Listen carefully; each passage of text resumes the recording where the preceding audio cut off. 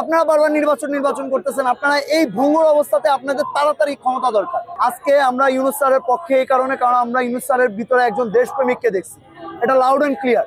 আপনারা এরকম একজন দেশপ্রেমিককে আনেন আমাদের সামনে, তাহলে আমরা তার জন্য রাস্তায় নামি। আপনারা আনেন, কাউকে দেখান আমাদেরকে, তাহলে আমরা তার জন্য রাস্তায় নামি। সে আমাদের জন্য করুক, সে দেশের জন্য করুক। তারপরে যদি তার বিপক্ষে নামি, বিপক্ষে থাকে, আপনারা যৌক্তিকভাবে আমাদেরকে প্রশ্ন করেন যে আমরা কেন তার বিপক্ষে। আপনার দেশপ্রেমিক বাইর করেন, আপনার দেশপ্রেমিক প্রডিউস করেন, আপনার দেশপ্রেমিকদেরকে সামনে আসার সুযোগ দেন। আপনারা সেটা দিচ্ছেন না।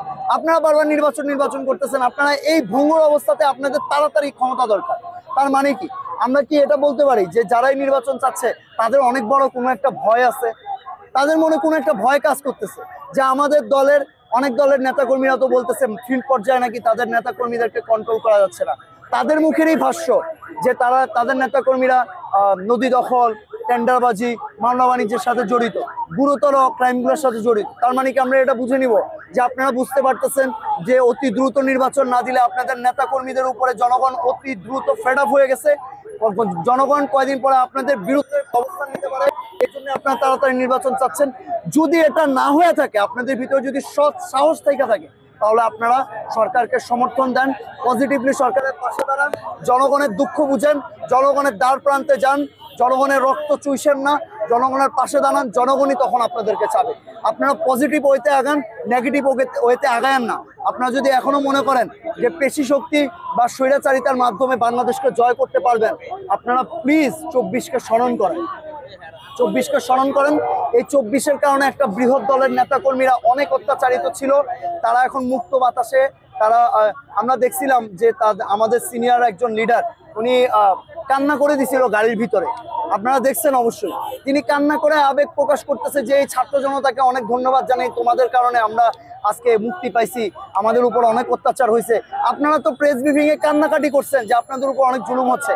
এখন আপনারা 9 মাস যেতে না যাইতে আপনারা এই মুখগুলাই এখন আপনারা বলতেছেন নির্বাচন চাই, ক্ষমতা চাই। আপনারা জনতার কাতার থেকে এত তাড়াতাড়ি সরে গেলেন কেন? এত ক্ষমতার লিপ্সা আপনাদের কেন? আপনারা কেন শিখতেছেন না যে জনতা যখন ধরে তখন জনতা কাউকে চিনে না, জনতা তাদের রায় দিয়ে দেয়। আপনারা যদি এখনো জনতাকে ভালোবাসেন, জনতার কাতারে আসেন, আপনাদের দলটাকে সংস্কার করান আল্লাহর রস্তে, আপনাদের দলের রক্তক্ষেপগুলাকে সরান, আপনাদের দলে ইয়াং লিডারশিপ আনেন, আপনাদের দলটাকে সংস্কার করেন, যেন আমরা ভালোবেসে একদিন আপনাদের জন্য রাজপথে নামতে পারি। যদি সময় আসে, আমরা এমন কোনো রাজনৈতিক দল দেখি, সেটা বিএনপি হোক, জামাত হোক, যে কোনো দল হোক, যেই দল দেশের দেশপ্রেমিকের জন্ম দিচ্ছে, যেই দলের নেতাকর্মীরা দেশের দেশপ্রেমের জন্য কাজ করতেছে, একটা স্বপ্নের বাংলাদেশ গড়ার জন্য কাজ করতেছে, আমরা সেই দিন আপনাদের জন্য রাজপথে থাকবো। আপনারা সময় নেন, নিজেদের দলকে সংস্কার করেন, আর ইউনূস স্যারকে, তত্ত্বাবধায়ক সরকারকে আপনারা সময় দেন দেশটাকে সংস্কার করার জন্য। এই জঞ্জালপূর্ণ এই মৃত্যু উপত্যকা বাংলাদেশ আমরা চাই না। আমরা এমন একটা বাংলাদেশ চাই যেখানে একজন জনপ্রতিনিধি দেশপ্রেম নিয়ে জনপ্রতিনিধি হবে, যোগ্যতার ভিত্তিতে হবে।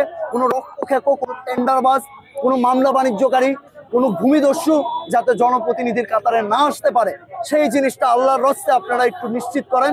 আপনারা বড় বড় দল, সবচেয়ে বেশি দায়িত্ব আপনাদেরই, বদনাম সবচেয়ে বেশি আপনাদেরই হবে। সুতরাং আপনাদের দল আপনারা সংস্কার করেন, এটা হচ্ছে আমাদের সবচেয়ে বড় দাবি এবং এটা আমাদের মনের কথা।